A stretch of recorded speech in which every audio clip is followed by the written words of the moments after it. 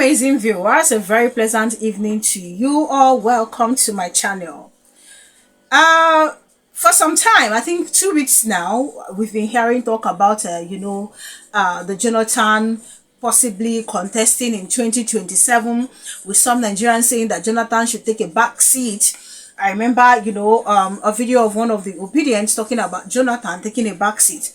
And we know how, a lot of people also blame Jonathan for what happened. In fact, people felt if Jonathan had done what other people used to do, other leaders used to do, in terms of, using Inec to rig election and all that, that we wouldn't have had the APC in government today. So people were like, oh, Jonathan is a weakling, you understand? So he should just take it a chill pill and let, a much more stronger person, be in power. Now, we remember the kind of, of frustration that the Jonathan administration faced. And then much more later, people began to realize that all these were just, lies, propaganda, and all that cooked up by the APC, well-orchestrated plan, to instigate, or should I say incite Nigerians against good luck Jonathan.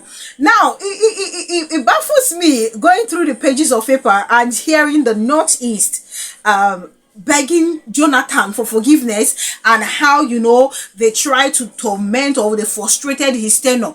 Look, how many years have passed down the line after Jonathan's administration, and now you people feel this is the right time for you to come and apologize to good luck Jonathan? For goodness sakes, most of the political elites we have from the north, they are our biggest problem, and they're the sole reason why it's as if we are going backward, because every now and then these people come up with different plots, different games, just something irritating against every institution, every administration rather, even the one we know even be true.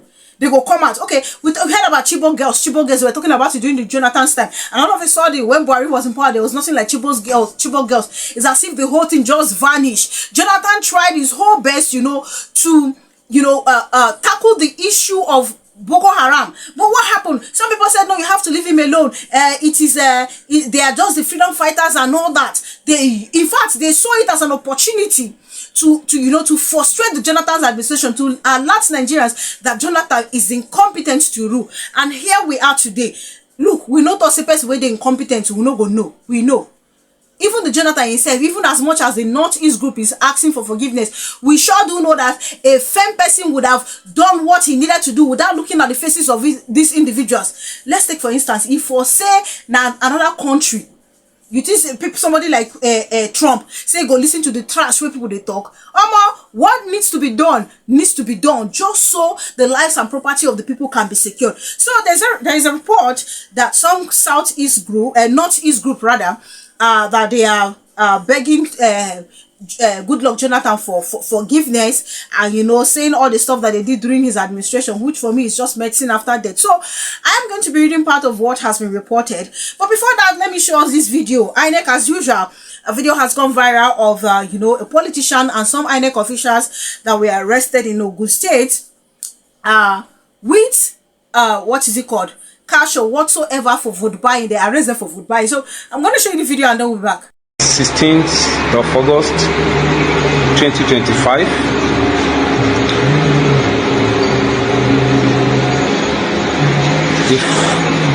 These people were arrested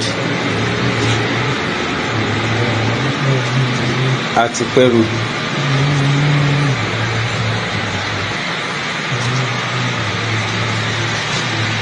This Mr. Your name, please. Just times. Just times. Just times. You are who? I'm Marais boys. Where do you work? Inec. With the following woman. This woman too was arrested. Your name?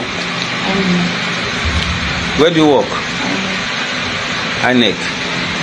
The two of them are staffs of the Inec. They were posted here to conduct the by-election to the Federal House of Representatives. And instead of them to do the right thing, they were met obnobbing with politician who sent for them to collect money. So this money was recovered from this Inec man. He claimed to have been sent for by a politician who contacted his constituency supervisor. It was the supervisor now that sent him to go and collect this money from the politicians. This money, each amount of money was found on them. They are giving police useful information on this case. Not done yet. Information got to us again, and in the process, the Inec man revealed to us that he was met with that the man that gave him the money was with some people in a chalet in hotel here in Peru, and on getting to that hotel, these three people were met in a room. Your name, sir? Jonathan. Speak up, please. Jonathan. Eh? Jonathan. Jonathan what? Okay. And Hakim. Oyinlola. Hakim. Yes. You are? Hakim Oyinlola. Yes, sir. And your name, sir? Bayo. What, sir? Bayo. And who are you? I'm a state official of PDP. But we are talking about the money. I don't know nothing about the money. I don't know when the money is given. I'm yet to know why I'm invited here. So far so good. We're having these people with us, and investigation continue, please. My question is, will there ever come a day that election will be conducted in Nigeria and we will not hear of all these things? Like, is there no way Inec can find a lasting solution to all this? Earlier in the day, I did a video about, alarm that was raised from Kaduna about, Inec electoral materials, and of course the van that came with the electoral material, everything vanished, and then all of a sudden they say, they brought it back and all that. Yeah, like, you get to ask yourself series of questions. How long will this thing continue for? Will a day ever come that we will not be hearing of things like this? As I speak to you, in Kanu, another politician was also arrested with they say about 20-something million naira, million naira, yes, in million, for vote buying. Like, that's just the picture I'm showing you. A newspaper carried the headline. So how long will this kind of thing go on for? And I think by now, for something that has happened consistently, which is exactly what I said earlier, it is in the video I made earlier, it is something that Inec ought to have found a lasting solution to, so that we don't get to hear all these things. I hope, in all of this whole thing, these people caught in Ogun State with all this thing, that is not tomorrow Inec will come and start, find a way to stop the courts from prosecuting these individuals, just like in the video I did the last time, where they were asking the court, to not prosecute people who were found to be electoral offenders. So I hope this will not be the case. Whether, I'm not pinning it on the APC that is likely going to be the APC, but is the APC rather. But I definitely sure say, it would likely be the APC. I definitely sure say it would likely be them. Even though the PDP and even some people from the SDP and ADC might even want to do it. But I want to believe that the ADC will try to play a different politics outside the ones that most of the political parties we know in Nigeria are playing. I want to believe so, because I do not see any reason why every time we keep having all these issues. It don't make any sense to me now. We are just tired of it. In 2025, we are still talking about ballot snatching. We are still talking about grabbing and running away with it. We are still talking about running away with electoral material, going somewhere in the bush or even in the car to thumbprint, and then you bring back. We are still talking about having duplicate sheets so that they can use the other one, to replicate results and then transfer it to the duplicate sheet. It doesn't make any sense now. It doesn't make any sense. For goodness sakes, INEC will never tire. The last thing I want to hear now is that these people, they don't want to prosecute them further, or instruction came that they should leave them alone. Whether they work for the PDP or they work for the APC or they work, it doesn't matter. Irrespective of the party that they went to work for before they were caught red-handed, please let the necessary punishment be meted out on them. Let the consequences take place. Enough is enough. We should stop breeding criminals. Enough is enough. Thank you so much for watching. Please do leave your opinion in the comment section. Now back to what I was saying. Let me read out part of what the paper reported. A Northeast group under the auspice of Bring Back Our Good Luck has tendered apologies to former President Goodluck Jonathan over what they describe as a damaging narrative of sponsoring Boko Haram terrorists used in removing him from office in 2015. The group says that they now believe that the former president was removed from office in 2015 as a result of regime change orchestrated by foreign powers, especially the Obama/Biden U.S. administration of 2014 in connivance with some desperate politicians in Nigeria. The national chairman of the group, Dr. Grema Kairi, stated this yesterday in Maiduguri when hundreds of youth gathered to strategize about Goodluck Jonathan's return to the presidential villa in 2027. We are gathered here today at a time when our beloved country stands at a decisive crossroad. The Nigeria of today is struggling under the weight of economic hardship, rising insecurity, and deepening divisions. Citizens are losing trust in the very institutions meant to protect and serve them. I come before you not only as the national chairman of Bring Back Our Good Luck, but as a witness to history and as a Nigerian who, like millions of others, was once misled. I am from Borno State, one of the epicenters of the Boko Haram insurgency. During the presidency of Dr. Goodluck Ebele Jonathan, a damaging narrative was widely spread in our communities that he sponsored Boko Haram and used the military to suppress us. These lies thrived in an environment of limited, restricted access to truth. But today, with broader exposure and clear understanding, I know those accusations were false. On behalf of myself and countless fellow Nigerians who were victims of the misinformation, I extend a heartfelt public apology to Dr. Goodluck Jonathan. We now recognize that he was a leader with integrity, compassion, and a national vision. There's this rumor now that Jonathan is considering running for 2027, or some people are pushing him to run for 2027. Dear Mr. Goodluck Jonathan, you left office with a good name, at least, for being a unique man in Africa, leaving power behind and not fighting. Remain at that. Don't allow people deceive you.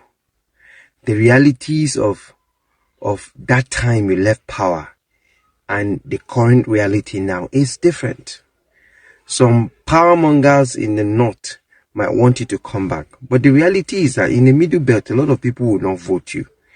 I don't even want to talk about the south. You won't get the southern vote. So crush that ambition, that dream you have of trying to come to Aso Rock. Even if they are whispering it to your ear, please just cancel that dream. You are a statesman. Remain a statesman. That's just my candid advice to you, Mr. Goodluck Jonathan. Don't tarnish your image. You won't win. That's the truth. Ever since Peter Obi made the declaration that he wants to run for one single term of 4 years, a lot of people have been throwing up so many things around just to distract that ambition. And the question is, why? Is it because Peter Obi is an Igbo man? Ruben Abati went ahead to say that the civil war is not yet over. Who is talking about civil war? If we are running a nation, let's act like we're running a nation, not a divided entity. And if it is a nation, everybody is entitled to positions of authority in this country. So please, Mr. Goodluck Jonathan, back to our topic. Decline any form of suggestion anybody is giving to you. Remain a statesman. Leave your legacy intact. Leave your name intact.